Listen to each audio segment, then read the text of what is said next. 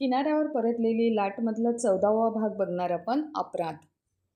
पाऊस आता कमी झाला होता, पण हवेत अजूनही ओल होती. जमिनीवर साचलेलं पाणी जसं उन्हातही लगेच सुकत नाही, तसंच काहीसं मोनिकाच्या मनाचं झालं होतं. ती बाहेरून पूर्वीसारखीच वागत होती. रोहिणीसोबत बोलत होती, घर सांभाळत होती. पण आतून आतून मात्र ती रोज थोडी थोडी तुटत होती. आकाशने स्वतःला दूर ठेवायला सुरुवात केली. तो आता मुद्दाम कमी यायचा. फोन नाही, भेट नाही, कारण त्याला समजलं होतं ही वाट पुढे गेली तर तिघांचं आयुष्य जळून जाईल. पण अंतर वाढलं की आठवणी आणखी जवळ येतात. मोनिका प्रत्येक संध्याकाळी नकळत दाराकडे पाहायची आणि मग स्वतःवरच रागवायची. एक दिवस विजय अचानक घरी आला. काही दिवसांची सुट्टी. दारात त्याला पाहताच मोनिकाच्या डोळ्यात पाणी आलं. ती धावत जाऊन तिने त्याला मिठी मारली. विजय हसला. एवढी आठवण झाली माझी? मोनिका काही बोलू शकली नाही, कारण त्या मिठीत प्रेम होतं आणि प्रचंड अपराधही. त्या रात्री विजय खूप आनंदात होता. तो समुद्रावरच्या गोष्टी तिला सांगत होता. रोहिणी हसत ऐकत होती. मोनिका मात्र शांत होती. विजयने तिच्याकडे पाहिलं आणि विचारलं, काय झालं? ती जबरदस्ती हसली आणि म्हणाली, काही नाही. पण विजयला जाणवत होतं तिच्या डोळ्यात काहीतरी बदललं आहे. दुसऱ्या दिवशी विजय गावात गेला असताना आकाश अचानक घरासमोर आला. तो काही क्षण दाराशीच थांबला. मोनिका त्याच्याकडे पाहत राहिली. दोघांच्याही चेहऱ्यावर विचित्र शांतता होती. आकाश हळू आवाजात म्हणाला, मी आता इथे येणार नाही. मोनिकाचं हृदय हललं आणि म्हणाली, का?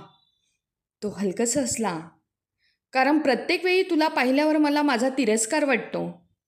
त्या शब्दांनी तिच्या डोळ्यात अश्रू आले. आकाश, तो तिच्याकडे पाहत म्हणाला, विजय माझा मित्र नाही फक्त, तो माझ्या आयुष्यातला सर्वात चांगला माणूस आहे. बाहेर वारा सुटला होता.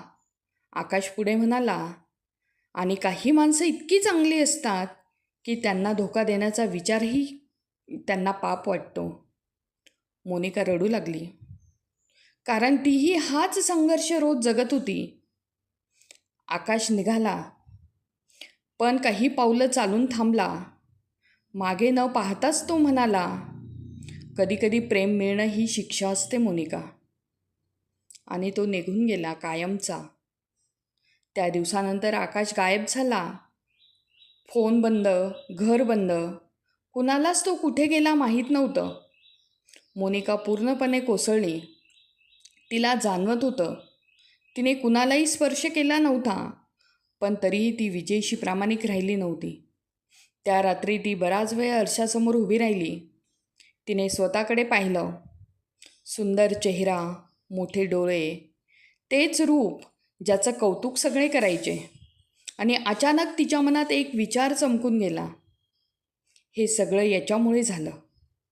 तिला स्वतःचाच राग येऊ लागला. जर मी एवढी सुंदर नसते तर कदाचित हे घडलंच नसतं. तो विचार चुकीचा होता, पण अपराधी मनाला सत्य आणि असत्य यांच्यातला फरक कळत नव्हता. रात्री उशिरा विजय झोपला होता. मोनिका मात्र खिडकीत बसून समुद्राकडे पाहत होती. दूर लाटांचा आवाज येत होता. तिला अचानक जाणवलं, समुद्रासारखीच तीही झाली आहे, वरून शांत, आतून वादळांनी भरलेली.